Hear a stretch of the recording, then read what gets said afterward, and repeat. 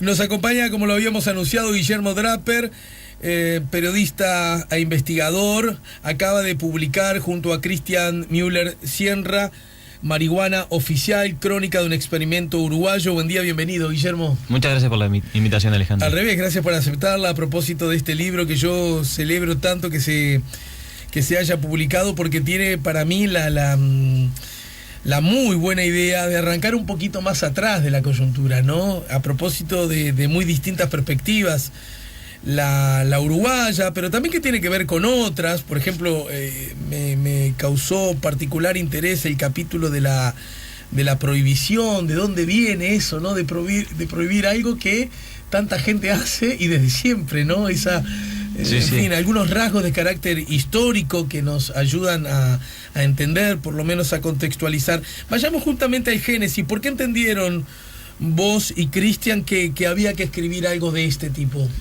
Sí, la idea nuestra era que esta ley que se había aprobado, nosotros empezamos el trabajo en 2014, a principios de 2014, la ley se aprobó en diciembre de 2013, y ahí Cristian tuvo la idea conversando con unos colegas, y en realidad empezó a trabajarla él y me invitó luego a mí, que yo cubría el tema para búsqueda desde hacía un par de años ya, o sea, había cubierto toda la discusión del tema y tenía varios contactos en el área, y nos parecía interesante salirnos un poco de nuestra dinámica diaria o semanal en este caso, de dar la noticia lo más precisa posible, pero siempre con la mirada un poco más a corto plazo, que es la mirada que uno puede dar como periodista. Entonces nuestra idea era, esta ley, nos guste o no, estemos de acuerdo o no, puso a Uruguay al frente de un movimiento internacional que busca terminar con la guerra a las drogas y con el prohibicionismo, y pretende ofrecer una alternativa a la política de drogas internacional y local. Entonces dijimos, bueno, esta es una ley que parece emblemática a nivel internacional, tratemos de investigar y ver cómo se llegó a ella, toda la discusión parlamentaria, y cómo se procesa su aplicación. Obviamente el proyecto original no sabíamos que iba a durar 3 años de investigación, pues no sabíamos que el gobierno se iba a tomar 3 años para desarrollar la última etapa de la marihuana con fines recreativos, que fue la venta en farmacias la semana pasada. Sí, digamos que las 2 etapas previas fueron menos tiempo, ¿verdad? Fueron bastante rápidos, o sea, durante el primer año después de que se aprueba la ley ya estaba vigente el autocultivo y los clubes de consumidores. Esta etapa se llevó mucho más tiempo, pero bueno, nuestra idea en realidad era eso, era contar un proceso con una mirada más largo plazo. No era una nota larga esto, la idea era un trabajo de largo aliento, y en parte para eso incluimos capítulos como el que decías vos del prohibicionismo, o sea, con una contextualización más grande que le permitiera a la persona entender un poco cómo llegamos a esto, cómo Uruguay se ubica en este mapa mundial, que tiene otros actores que están yendo por ese camino, y hay muchos actores también que se actores en el mundo, me decís vos. Sí, o sea, Uruguay llega a este momento ahora, después de mucho trabajo para vender la marihuana en las farmacias. Canadá está en un proceso que el año que viene puede ponerse a la par de Uruguay en cuanto a la característica que lo hace diferente hoy a Uruguay de muchos países del primer mundo, y sobre todo muchos estados de Estados Unidos que ya tienen marihuana con fines recreativos legalizada, pero no a nivel país, sino de distintos estados. E incluso el gobierno federal de Estados Unidos todavía está en contra de estas medidas. Entonces Uruguay logra ser el primero en escala nacional en ofrecer marihuana con fines recreativos a sus ciudadanos que se inscriban con todo lo que ya sabemos. Pero Canadá el año que viene es posible, si se aprueba en el Parlamento la propuesta que el primer ministro impulsa, se ponga en cierta medida a la par de Uruguay en ese sentido. En ese contexto es muy interesante la narración de los hechos y la historia reciente a propósito de Uruguay. ¿Cuáles fueron las razones que motivaron que Uruguay esté en este camino? Y si bien del acontecimiento en sí, los que están a favor se toman de algunas cosas, los que están en contra se toman de otras cosas, no necesariamente ni las unas ni las otras son como la explicación que motivó el puntapié inicial de todo esto, ¿verdad? Sí, el Uruguay, y eso también sirve compararlo con varios países del mundo y varias experiencias en el extranjero, sigue un camino diferente al de la mayoría que impulsó estas medidas, por ejemplo, en varios estados de Estados Unidos, que es donde se puede hacer alguna comparación más precisa con Uruguay, porque por el tema de la marihuana recreativa. en esos países, en esos estados de Estados Unidos, por lo general lo que sucedía era que había una mayoría de la población que ya estaba a favor de la medida, y la medida se ponía a votación en un plebiscito en conjunto con una elección por gobernador o elección nacional, y si salía favorable, se empezaba a aplicar la medida. En Uruguay, esta medida nunca contó con el respaldo de la opinión pública uruguaya, ni hasta la semana pasada una encuesta de Equipos decía que el 60% de la población está en contra de que se venda marihuana en farmacias, y cuando Mujica lanzó la idea en 2012, aproximadamente también un 60% de la población estaba en contra de la idea en general, según todas las encuestas que se hicieron desde ese momento hasta ahora. Entonces, ya esa primera característica de Uruguay hace que esta ley sea diferente a las otras experiencias, y se suma que la idea de Mujica, que se la plantea Fernández Huidobro en uno de los consejos de ministros, de las reuniones de ministros del Gabinete de Seguridad. Gabinete de Seguridad. Si se acuerdan, que Mujica enfrenta muchas críticas de la opinión pública a partir de hechos de violencia, como el asesinato en La Pasiva de un pisero. Después hay otro episodio de violencia ciudadana. Porque además se empezó a dar un fenómeno, no digo nuevo, pero que no tenía muchos antecedentes, y era que la muerte de ese hombre, que además fue una forma de sicariato, ¿no? Sí. Además, si se acuerdan, fue filmada por las cámaras de seguridad y hubo una difusión. Y a eso iba a ir, que se reprodujeron hasta el hartazgo de manera, muy subrayada. Iba a poner un adjetivo, pero prefiero no usar. Pero sí muy subrayada, que fue un acontecimiento nuevo para nuestras vidas, ¿no? Sí. Verlo tantas veces, a tantas horas del día, una y otra vez. Sí, pero eso, entre otras cosas, provocó manifestaciones. ¿Se acuerdan? Hubo una bastante grande frente a la Torre Ejecutiva. Sí, en la Plaza Independencia. Había una sensación de exigencia de la opinión pública de que se tomaran medidas. Y el presidente de la época crea este gabinete de seguridad ad hoc para el caso específico, con varios ministros y jerarcas, con la idea de crear medidas para la seguridad y la convivencia, como se terminan llamando, y entre ellas estaba la de la marihuana. Pero una concepción de regulación de la marihuana distinta a la que los impulsores de la legalización en Uruguay buscaban desde hacía tiempo. O sea, que en Uruguay había un movimiento pro legalización, se sabe, y que estaba creciendo con el paso de los años, también es conocido, pero también es cierto que nunca habían logrado que esas fuerzas fueran suficientes como para torcerle el brazo al Parlamento y que el Parlamento aprobara una ley que habilitara el autocultivo, por ejemplo, que es como la primera medida, la primera bandera de las organizaciones sociales. Claro, porque además ustedes también, aunque lo sepamos, hacen bien en recordarlo a través del libro, en Uruguay se daba un asunto que luce como una clara paradoja, ¿no? Una clara contradicción, y es, por un lado, Uruguay no solo tiene no tenía una legislación particularmente dura para los consumidores, porque de hecho el consumo es legal. Exacto. Sin embargo, generaba, ahora sí, la paradoja de que comprar eso que no está prohibido te llevaba a la ilegalidad. Toda la etapa previa al consumo, que el consumo es legal, toda la etapa previa era ilegal. Y lo sigue siendo en la mayoría de las otras drogas ilegales. O sea, esto se sacó a la marihuana de esa situación. Pero volviendo un poco para atrás, que es otra de las particularidades de este proceso, en el Parlamento uruguayo había algunos proyectos de ley de legisladores de distintos partidos buscando la regulación del autocultivo, como te decía, que es la bandera que inicialmente impulsaban las organizaciones sociales vinculadas al tema. Sin embargo, no lograba consensos internos, ni siquiera dentro del Frente Amplio. El propio Mujica en 2011, nosotros lo recordamos, dice que vamos a ponernos a discutir de plantitas, yo tengo que dedicarme a otras cosas, que es la agenda tradicional de la izquierda, ¿no? Mujica tenía esa agenda, esas banderas tradicionales de pobreza, de empleo, hablaba ya en ese entonces de recuperar el tren, no le importaba el tema de las plantitas. Creo que cuando las plantitas habló justamente de la vía férrea, ¿no? Exacto. La gran paradoja es que las plantitas se instalaron y la vía no. Exacto.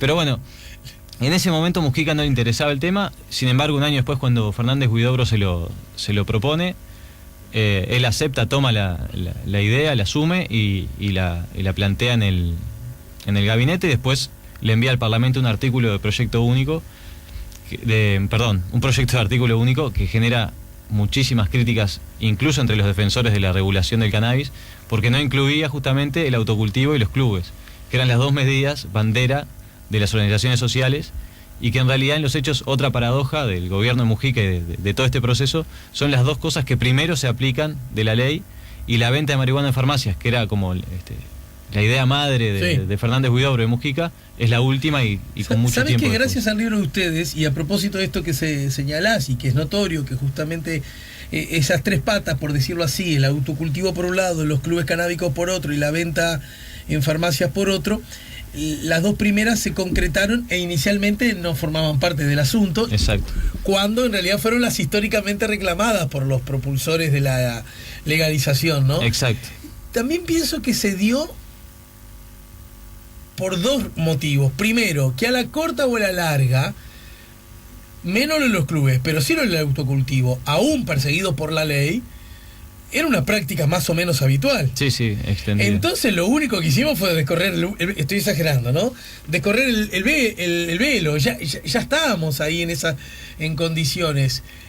Lo otro sí era lo que lucía verdaderamente como una gran novedad, y una novedad provocativa en el sentido literal del término, ¿no? Sí, está claro que era la pata más compleja y polémica de la ley, era la venta de marihuana en farmacias. Y probó ser la más complicada de aplicar también. Ya sé que es demasiado sobre los hechos, pero también a propósito de la investigación que hicieron, se especuló mucho a propósito de que demoró mucho en concretarse eso, que se venda en farmacias. Arrancó la semana pasada, y las primeras noticias que hay al respecto es que ocurrió en forma satisfactoria, se podría usar ese término, me parece, sí. ¿no? No sé si vos tenés otra información. A ojos del gobierno ha sido por el momento exitosa la puesta en marcha. Digamos que hay como tres grandes actores: el gobierno por un lado, los comerciantes por otro, y fundamentalmente el público, y en general no hay como grandes quejas en ninguno de los tres, ¿no? Exacto. Así que bueno, alcanza para decir que es más o menos satisfactorio el arranque, ¿no? Sí. Se especuló mucho con que esta era una norma que al presidente Vázquez no le gusta. Recordemos, nació en un gobierno y se termina de consolidar en otro, del mismo partido, pero otro gobierno al fin. Y que de alguna manera Vázquez no presentaba mucho entusiasmo en la materia, no tenía la camiseta puesta. Bueno, es cierto que, si se acuerdan, el propio Vázquez durante la campaña electoral, ya siendo el candidato del Frente Amplio en 2014, él dice que le parecía un poco una locura esto de vender marihuana en farmacias, y agregaba que si la ley estaba vigente, él la iba a aplicar, y la ley estaba vigente. Entonces, ahí, aún cuando el presidente anunciaba o el futuro presidente anunciaba que iba a aplicar la ley, en la interna del gobierno de Mujica había mucha gente que ponía en duda las intenciones reales del futuro gobierno, por más que fuera del Frente Amplio. Es cierto que había muchas dudas de que esto se fuera a aplicar durante el gobierno de Mujica, y también en el inicio del gobierno de Vázquez. Ahí hay un par de episodios que lo marcan, uno en particular que nosotros relatamos en el libro, que el gobierno de Vázquez nombra a Milton Romani como secretario general de la Junta de Drogas, una persona que estaba muy a favor de la ley y de este cambio de paradigma en la política de drogas, y lo ubica. Tú dices este segundo gobierno. Este segundo. Fue en el primer gobierno. Porque hay que aclarar que también lo fue en el primer gobierno, cuando ni siquiera se manejaba la posibilidad de una ley en esta dirección, ¿no? Fue en el primer gobierno y recurren a él de vuelta en el segundo gobierno, y en parte esta era una idea de despejar dudas acerca de las intenciones del gobierno de Vázquez. Nos lo dice el propio hermano del presidente, Jorge Vázquez, que lo entrevistamos para el libro, que ellos nunca tuvieron dudas, y además pusieron a Romani como una demostración de que Sí, no Romani estuvo acá muchas veces, y justamente era una prueba del 7 bastante satisfactoria. Claro. Sin embargo, si no quisiera, ¿para qué me va a traer a mí, que claramente estoy a favor de, ¿no? Claro, sin embargo, el propio Romani, en una reunión de la Junta de Drogas, nosotros lo relatamos en el libro, exterioriza su preocupación porque el gobierno está yendo demasiado lento con este tema, e incluso cuestiona las intenciones del gobierno en una reunión donde había había subsecretarios de diversas secretarías de Estado. Estaba Roballo, porque Romani dice que tenía miedo de que lo usaran de mascarón de proa para darse de frente contra el iceberg, y que la ley en realidad naufragara. O sea, como lo pusieron a él diciendo, esta es una figura, y en realidad la ley estaba trancada, y tenías la pantalla Romani como para decir, pero miren que tenemos a esta persona que está a favor. Roballo, en esa instancia en que Romani hace el planteo, Roballo le dice que no puede aceptar que un jerarca del gobierno cuestione las intenciones de ese gobierno en un lugar, en un ámbito de decisión como el que estaban, y que despejara todas esas dudas que la ley se iba a aplicar, con lo cual Romani quedó en realidad conforme, porque me parece que parte de su estrategia de tirar el gato arriba de la mesa en esa reunión era asegurarse también que dijeran... Algo así como, si vas a rezongarme para este lugar, en esta dirección me sirve el claro, rezongo. me banco el rezongo. Lo que quiero es no tener razón, ¿no? Y Roballo a nosotros, para el libro también nos dice que él nunca tuvo instrucciones del presidente de trancar nada, sino de aplicarla de una manera...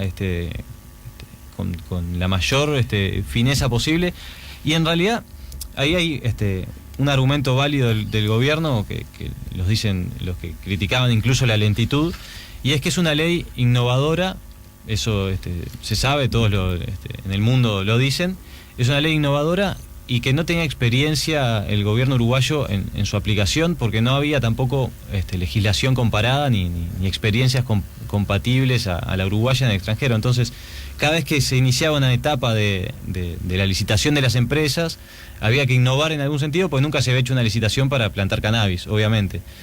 Con las farmacias había que discutir una serie de cosas que nunca se habían discutido, porque nunca se había dispensado marihuana recreativa en una farmacia.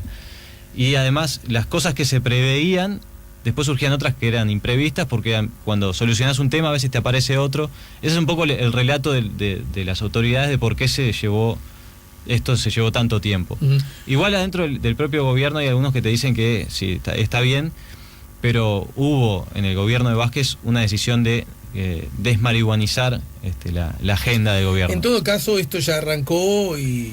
Sí, claro, el gobierno puede decir, bueno, digan lo que digan, nosotros estamos aplicando la ley. En los procesos históricos, ya me salgo de este tema, cualquier asunto que esté arriba de la mesa, la demora pasa a ser apenas una anécdota fácilmente olvidable cuando las cosas ya empiezan a andar. Exacto. ¿No? Así que en cualquier tema. Te propongo ir a una breve pausa y al regreso, ustedes, desde el propio título del libro, insisten con un argumento que incluso ha sido muy usado por aquellos que no están a favor de la norma, y en particular con legítimamente, por supuesto, con fines políticos, ¿no? Es decir, la oposición, cuando marca terreno diciendo no estoy de acuerdo con la ley, convengamos también que en general el asunto de la ley que más incomoda tiene que ver con la venta en farmacias de la marihuana recreativa, ¿no es cierto? Sí, sí. Y en ese contexto hablan de que el propio presidente Mujica habló de un experimento. Entonces, ¿cómo vamos a experimentar con nuestro país? ¿Acaso Uruguay es una especie de conejillo de India del planeta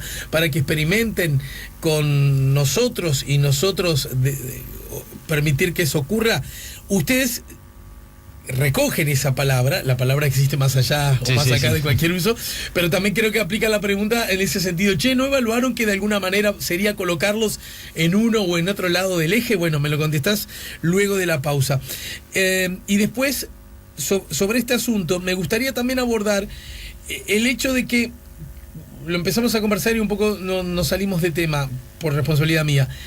¿En qué medida, cuando hablamos de la marihuana, la legalización de la producción y venta de la marihuana, en qué medida estamos hablando de una acción que tiene como objetivo bajar niveles de violencia e inseguridad, a propósito de darle un golpe al narcotráfico, o el paradigma libertario, el paradigma de la libertad, y es permitir que las personas que fumen marihuana pueden hacerlo, encima además con las garantías que el ojo del Estado les da al consumo de la misma, ¿no?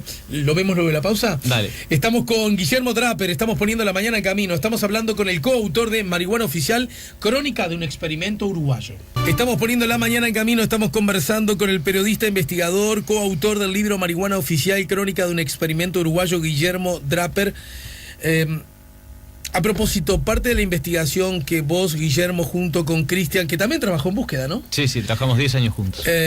A propósito de esa investigación, ¿en qué medida la investigación, los datos que iban surgiendo de la misma, operaban para la construcción, la realización del libro y no también eran facilitados para tu trabajo en el semanario? ¿Cómo se produce una línea? Si es que se produce una línea. Lo pregunto con la más absoluta ingenuidad. Sí, ahí es, en realidad es un tema de diálogo que mantenías con las fuentes de información, que algunas cosas, como nosotros, el compromiso nuestro con las personas con las que hablamos, y en realidad, más que el compromiso con las personas con las que hablamos, nuestra idea del libro era que saliera una vez que comenzara o que fuera inminente la venta de marihuana en farmacias. Fue una cuestión de que la historia un poco tenía ese hito de cierre para el libro, y entonces nosotros íbamos a esperar hasta ese momento. Con lo cual, algunas cosas que nos contaban, o al menos con las personas con las que hablaba, me decían, esto no te lo puedo contar, y yo le decía, bueno, pero el libro mirá que sale en tal momento, con lo cual se despejan ciertos temores o pruritos de algunas personas que te las terminaban contando sabiendo que ibas a respetar el acuerdo, como lo haces con cualquier fuente de información que te da información veraz. Entonces, y nosotros obviamente lo respetamos. Obviamente había algunas cosas que yo me enteraba y trataba de negociarlas para sacarlas en el semanario, porque yo vivo de dar noticias, ¿no? Entonces, claro, mi objetivo siempre era, bueno, esto lo puedo dar para el semanario, no lo puedo dar para el semanario, bueno, negociar para darlo en el libro. O sea, era un tira de afloje que a veces salía bien y a veces no salía tan bien, pero siempre con la regla clara de hablarlo con la persona y decirle, me interesa publicar esto en el semanario, ¿cómo podemos hacer? Y si me decían que no, bueno, me interesa publicarlo para el libro, que se va a publicar mucho después de esta charla que estamos teniendo, y con una mirada un poco más histórica y no solo noticiosa, y ahí a veces la gente aflojaba y sí te contaba cosas. Y en ese contexto yo te lo preguntaba antes de la pausa, ¿en qué medida debe verse esto como un experimento?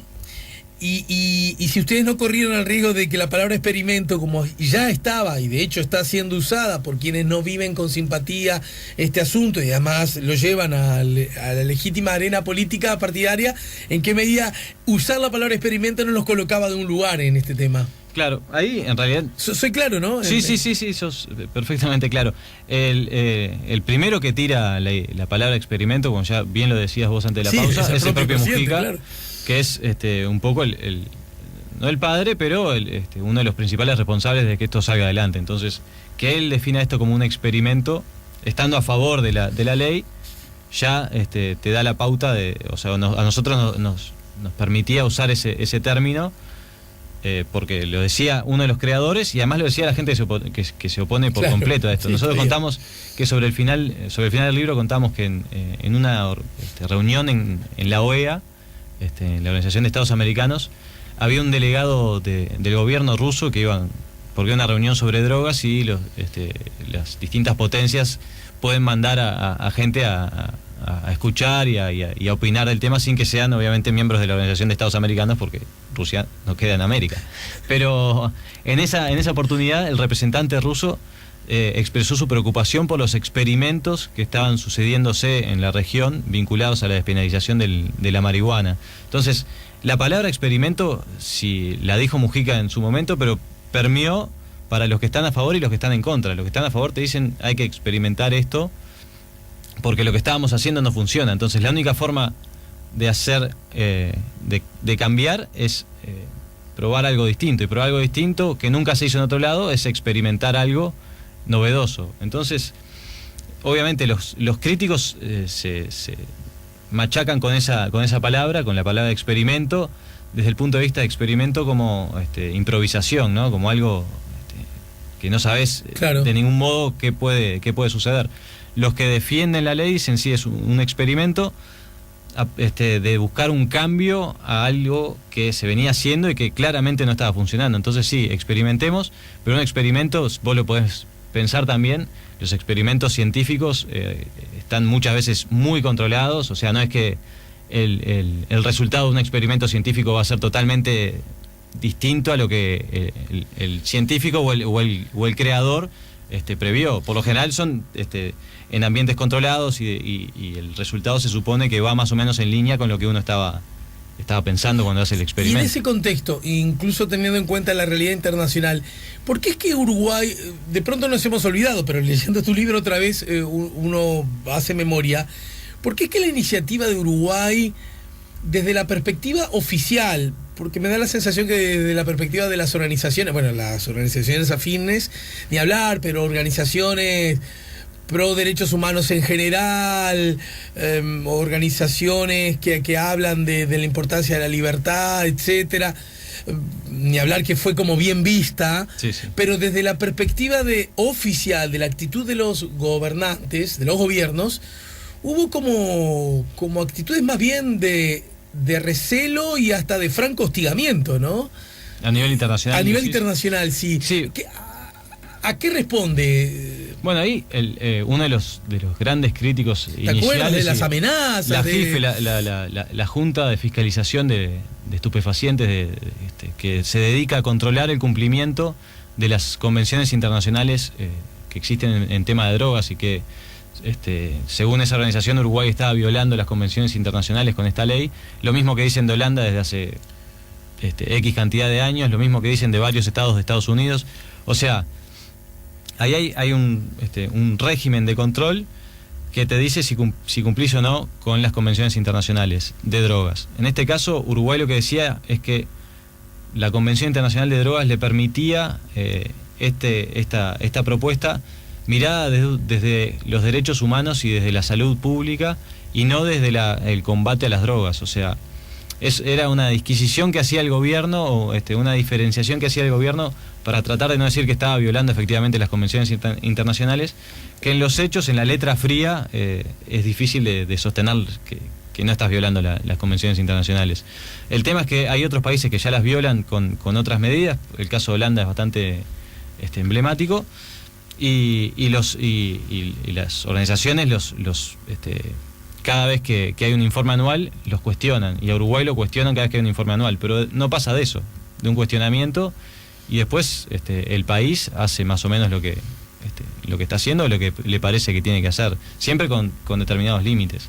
En otro orden de cosas, te lo preguntaba también antes de la pausa, ¿en qué medida esto, la marihuana, la legalización de la producción y venta de marihuana, en qué medida forma parte de para grosirarlo, un paradigma de la libertad o una acción y un instrumento para combatir la violencia y la inseguridad, y dentro de ese paquete al narcotráfico? Sí.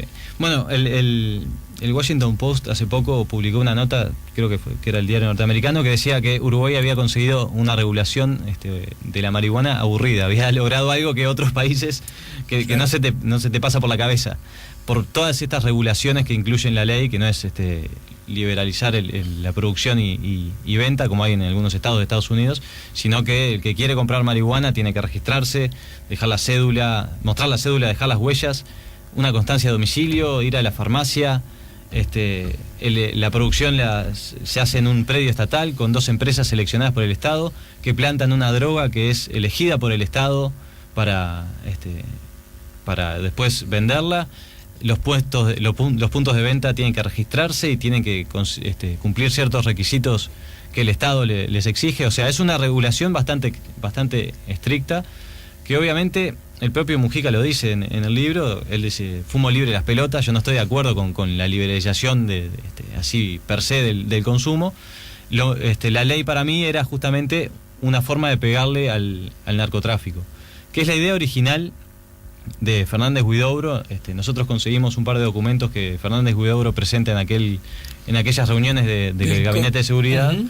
Y lo que él decía era justamente eso, era pegarle al narcotráfico y robarle mercado con las reglas del mercado, y no con el prohibicionismo, que hasta ahora lo único que hacía era una demanda que existe y que existía antes de esta ley, y existe hace tiempo.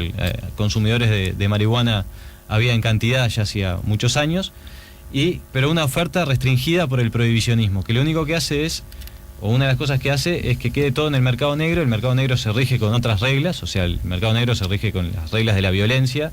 Ningún narco que le roben o que no le paguen su droga va a ir a la justicia a denunciar al que no le paga la droga. Claro. Lo va a resolver como se resuelve en el mercado negro esas cosas, o sea, y con violencia.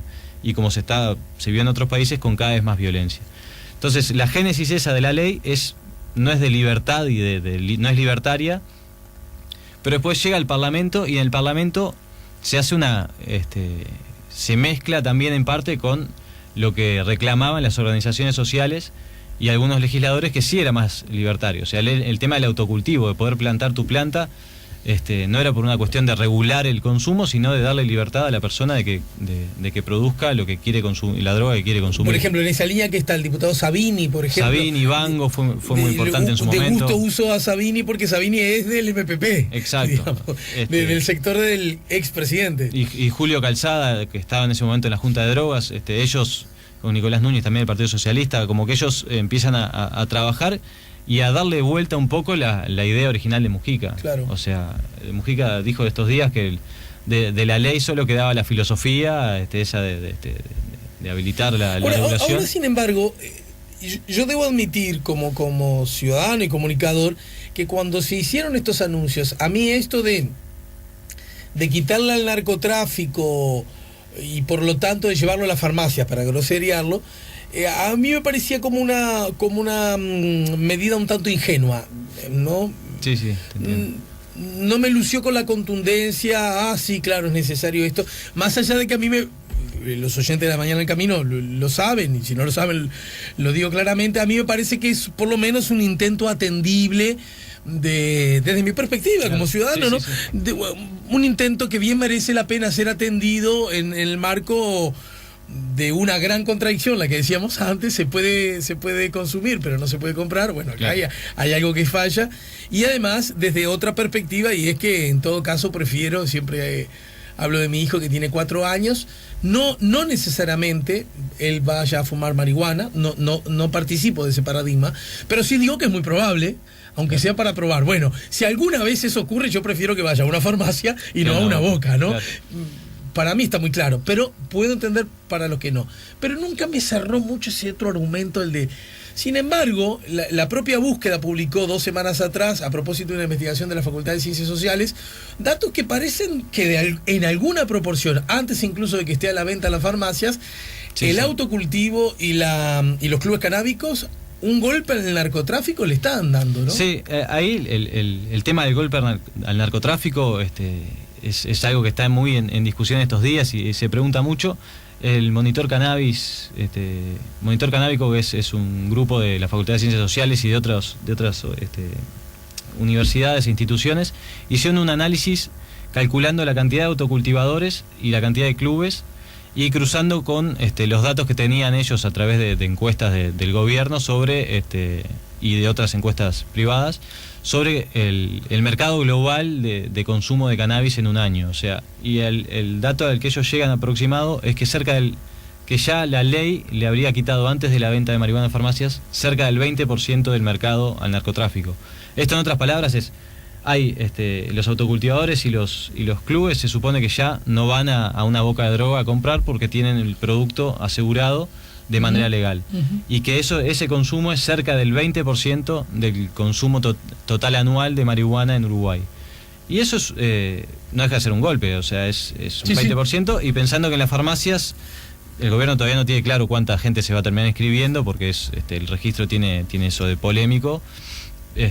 Pero es cierto que el porcentaje va a crecer naturalmente, pues sin las farmacias era el 20%, con las farmacias va a seguir creciendo. Un registro que además en las últimas horas, después de... Sí, creció. Creció, ¿no? Entonces, un golpe hay. Obviamente un golpe fatal al narcotráfico no va a ser, porque la marihuana no es el único producto que el narcotráfico ofrece, incluso no es la que le da más margen de ganancia. Y las otras drogas el gobierno no tiene previsto por ahora, ni el gobierno uruguayo, ni hay experimentos en otros lados que vayan por un camino de regulación de la cocaína, ni del éxtasis, ni de otras drogas que hoy se ofrecen y las que no sabemos que se van a ofrecer en el futuro, pero que se van a ofrecer porque es también una evolución cambiante. Las drogas sintéticas que están hace años están evolucionando hacia lugares nuevos cada vez. Entonces, ahora, justamente, y apoyándome en el propio libro de ustedes, la historia de la humanidad como que ha tenido avances y retrocesos en esa línea, ¿no?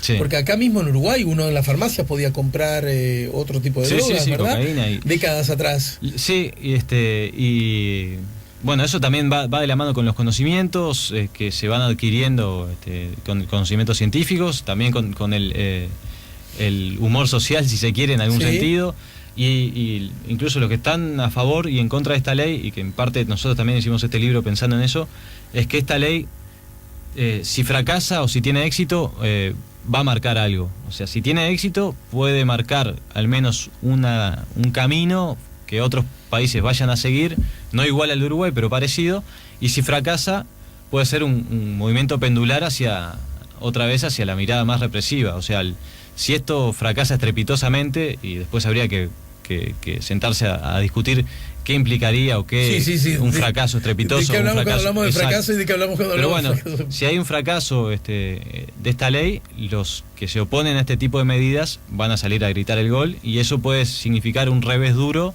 para un movimiento internacional que está creciendo y que busca esto que decíamos de la alternativa al prohibicionismo. Igual también apoyado en algunas de las cosas que uno puede anticipar leyendo el libro, que hace mucho hincapié en lo que ha pasado hasta ahora.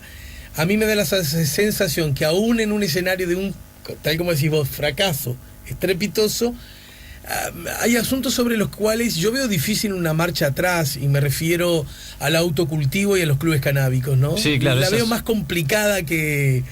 Porque incluso el fracaso barra con eso también, claro, ¿no? Incluso el autocultivo es algo que ya contaba con mayoría en diversos partidos. O sea, no es algo que fue solo aprobado con el voto incluso 50. Es buena la narración de los hechos que ustedes hacen a propósito de por qué la calle Pou, que fue uno de los pioneros, ¿no?, en interesarse por este tema desde la perspectiva política, no logró hacer alianza con otros sí, ahí hubo colegas diputados, un tiroteo ¿no? político entre la calle Pou, que fue el primero en proponer el autocultivo en la legislación pasada, en la de Mujica, pero era un proyecto de ley más amplio que incorporaba aumento de penas en algunos casos.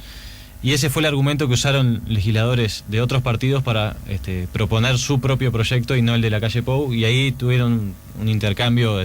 Hasta lo que sé, incluso apoyándome, hubo una invitación a que la calle... sendas invitaciones cruzadas. Sumate o el mío, ¿no? Claro, la calle Pou quería que se invitaran a su proyecto, que había sido el primero en presentarse, y los otros legisladores de los otros partidos, estaba Fernando Amado, Radío, el propio Sabini, en realidad querían que hacer otro proyecto y que la calle Pou en todo caso se sumara al de ellos. Ahí, bueno, siempre pesan también las cuestiones políticas de quién es el padre de la criatura. O sea, a nivel político, más allá de las diferencias ideológicas que había en los proyectos... Eso importa, por lo visto, ¿no? Eso a veces también pesa. ¿Quién es el papá? En otro orden de cosas, el factor farmacia, quiero decir, porque en todo caso la venta a alguien de marihuana recreativa, más allá del autocultivo de los clubes canábicos, están aquellos que dicen, che, pero justo la farmacia...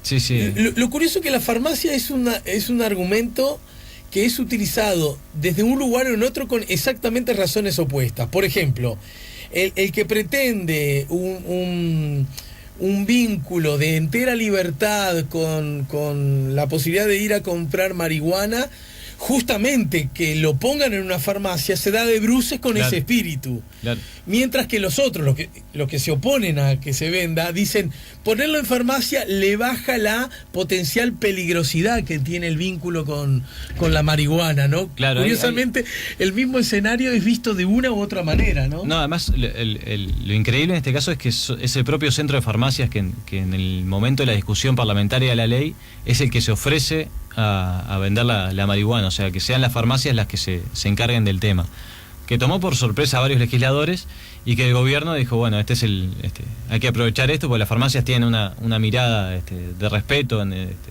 más allá de los productos que vendan, es como una referencia en algunos barrios, el farmacéutico, o sea, con esa mirada. Entonces dijeron, bueno, si las farmacias se suman a esto, buenísimo. Ideal. Además, en la interna del gobierno había discusiones de cómo dispensar la marihuana. Y lo tradicional en algunos estados de Estados Unidos es que haya dispensarios específicos, o sea, locales específicos de venta de marihuana.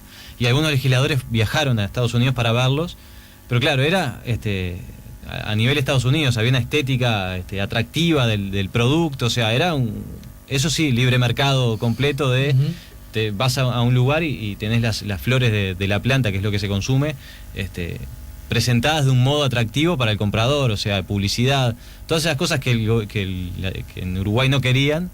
Entonces era como un no paso... querían en el sentido de promoverlo, de claro. publicitarlo. Entonces los legisladores que volvieron como diciendo, es un paso demasiado fuerte, entonces busquemos una alternativa que no incluya los dispensarios específicos, que hubiesen sido una solución a todos estos problemas que hubo con las farmacias, que finalmente, pese a que se ofrecieron originalmente el centro de farmacias, después los dueños de las farmacias tenían una mirada mucho más diversa y más amplia que la que tenía la cúpula en ese momento, y eso probó ser una complicación. Sí, a mí la gente de la farmacia, lo hemos conversado acá al aire varias veces, han quedado decepcionados, por de algún modo decirlo, porque todo esto, mirá que podés contar conmigo, también era en el marco de, che, ya de paso rediscutamos la distribución del medicamento. Las farmacias, claro, no ven con buenos ojos que buena parte del medicamento se venda a través de, primero, de las mutualistas. Claro.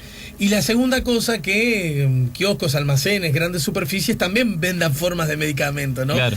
En el marco de que, bueno, yo te ayudo a resolver esto y a ver en qué medida ponemos arriba de la mesa un asunto que nos preocupa en cuanto a la sobrevivencia nuestra como negocio. Claro. E incluso el gobierno tuvo... Parece que el gobierno no se la siguió tanto esa... Exacto, y tuvo otro problema con otro actor del sector. Nosotros lo contamos en el libro, y las autoridades lo atribuyen parte de los problemas que tuvieron en la implementación final a que un actor como PharmaShop, que era es la principal cadena, no, finalmente al principio se iba a sumar y después no termina sumándose, y el gobierno le atribuye a esa cadena una intencionalidad de presionarlos por unos decretos que había creado el gobierno de Mujica vinculados a la cantidad de farmacias que puede tener una cadena, o sea, la cantidad máxima de farmacias que puede tener una cadena. Entonces, ahí se cruzaron otras cosas que excedían a si está bien o no, claro, que la marihuana se venda en una farmacia. Porque todo es mucho más complejo, y creo que en el libro reflejamos eso, que no era blanco ni negro en ninguna de las etapas de la ley, era blanco o negro, sino que había un montón de escalas de grises y de intereses cruzados que terminan... Y algo bueno, que incluyó aquella actitud de los ingenieros químicos, ¿no? Exacto, que empezaron a reclamar su parte en las ganancias de la distribución de la marihuana. En este sentido, dos asuntos que también me gustaría casi en el final que repasáramos. Primero, que el registro sea un registro que, si bien da garantías en cuanto a la privacidad, es un registro exigente, ¿no? Sí, sí. ¿Eso a qué lógica responde? Porque parece, en todo caso, ese sí darse de bruces con una visión más liberal sí, claro, del asunto. Ese por un lado. Y la otra, porque sobre el tema escucho un día sí y otro también, que quien planta es el Estado. Y me parece que también eso merece alguna precisión, ¿no? Sí. Si bien el rol del Estado en este asunto es de altísima importancia y muy dirigido por... Bueno, sí, no necesariamente el Estado es el que está plantando, ¿no? Exacto, sí. Yendo a la primera, al tema del registro, el tema del registro fue obviamente uno de los temas más discutidos y polémicos en la elaboración de la ley. Que eso hay que recordarlo, porque hoy en día hay muchas críticas al registro, a por qué hay que registrarse. Lo hubo en el momento de la elaboración de la ley. Las organizaciones sociales que defendían el camino de la legalización y la regulación se oponían a esta idea, porque decían, ¿por qué tengo yo, que soy consumidor de una droga legal, que va a ser legal su compra, inscribir en un registro para acceder a ella, cuando el que compra alcohol, y capaz que compra toneladas de alcohol por mes, no tiene que hacer nada más que ir y comprarla, ser mayor de edad y comprarla en cualquier lugar, en uno de los más de 30.000 puntos de venta que existen de alcohol en Uruguay? Entonces, ¿por qué esa discriminación consideraban que era estigmatizar al consumidor de marihuana? El argumento del gobierno, que es el que termina primando, y que en realidad la mayoría de las organizaciones sociales terminan aceptando que sea así, o sea, eso también hay que valorarlo. Las organizaciones sociales dicen, cuando se aprueba la ley, que esta no es la ley ideal, pero bueno, entienden que es un camino intermedio necesario para salir de una etapa de prohibición y tratar de buscar llegar a una etapa de liberalización total. O sea, es como aceptar que la realidad política no es la ideal que ellos quisieran, pero que es la realidad, entonces hay que ceder. Y el gobierno argumentaba, entre otras cosas, que ya le había costado mucho al gobierno en la interna, al Frente Amplio, conseguir el voto 50 de sus diputados, con esta mirada más restringida.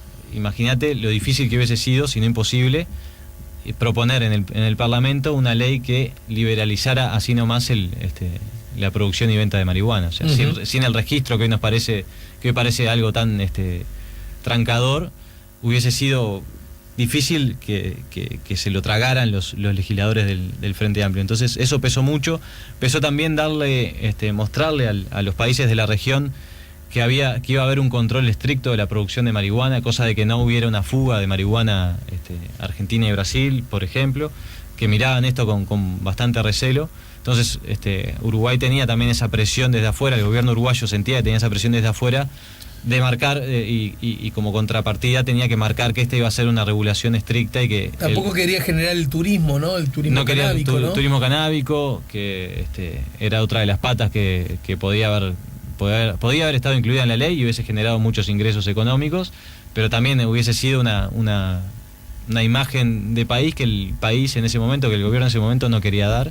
Entonces había muchas presiones y cosas en juego que hacen que el gobierno vea con buenos ojos esto de incluir una regulación estricta que le facilitaba los votos en la interna y le daba un poco de respiro a las presiones de afuera. A eso sumado que el propio Mujica siempre dijo que él no estaba a favor del fumo libre, que él quería algo más estricto.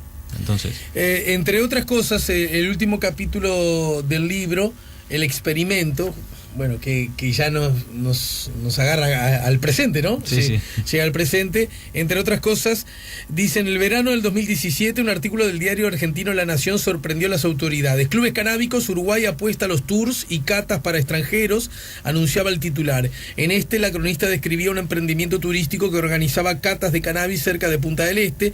Se suponía que los turistas no podían acceder a la marihuana oficial, pero los dueños de ese negocio habían encontrado un agujero. El secretario nacional de Drogas salió a aclarar a la prensa que los clubes que ofrecieron cannabis a quienes no fueran sus miembros registrados serían sancionados.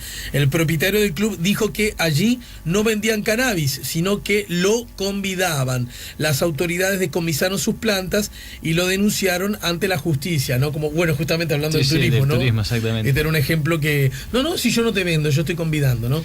En 2017, el IRCA suspendió al activista Juan Vaz, bueno, que ya había sido aludido en el libro. Sí, era uno de los militantes emblemáticos durante las primeras épocas de la búsqueda de una legislación diferente.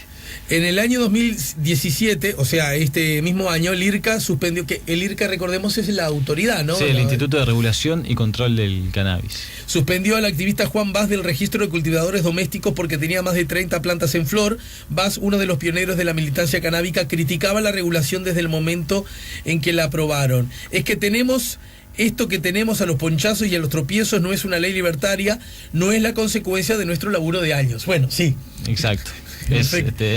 La realidad a veces es más dura que lo que muchos aspiran. De todas maneras, por algunas conversaciones que he tenido, y además porque uno puede presumir que es así, están los que dicen, esto no es por lo que peleamos, y está otros que dicen, esto no es por lo que peleamos, más es mucho mejor que lo que teníamos. Exacto, depende, el vaso medio lleno o medio vacío, según quien lo mire. Otra que estaba en contra era Alicia Castilla, otra vieja conocida de este mismo libro, quien, ¿se acuerdan de aquella argentina que fue apresada? Quien se hizo pareja del reconocido antropólogo Daniel Vidart 2 años después de haber estado en la cárcel. Vidart la había entrevistado porque estaba preparando un libro sobre el cannabis. Él, quien fumaba a veces pero decía que no le pegaba, es amigo de Mujica, el que definió como un Quijote vestido de Sancho. Tanto a Castilla como Vidart, la ley les parece opresiva de las libertades individuales e inútil para luchar contra el narcotráfico. Castilla dice que si fuera por ella no se hubiera registrado, pero al final decidieron inscribir su cultivo a nombre de Vidart. 4 años después de aprobada la ley, sigue habiendo cultivadores en problemas. Algunos les robaron las plantas mientras dormían o en copamientos a mano armada. Otros debieron comparecer ante la justicia pese a estar registrados y en regla. Todavía los hay Sí. Bueno, esto a propósito de las distintas...